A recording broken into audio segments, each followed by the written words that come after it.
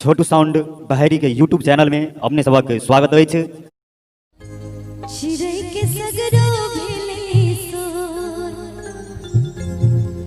कौआ बजले भेले भोर चिड़ै के सगरो भेले सोर। कौआ बजले भेले भोर चिड़ै के सगरो भेले सोर। कौआ बजले भेले भोर चिड़ै के सगरो भेले सोर। छोरो छोरो छोरो ने सैया भोर भागले। कौआ बजले भेले भोर चिड़ै के सगरो भेले सोर। छोरो छोरो छोरो ने सैया भोर भागले। कौआ बजले भेले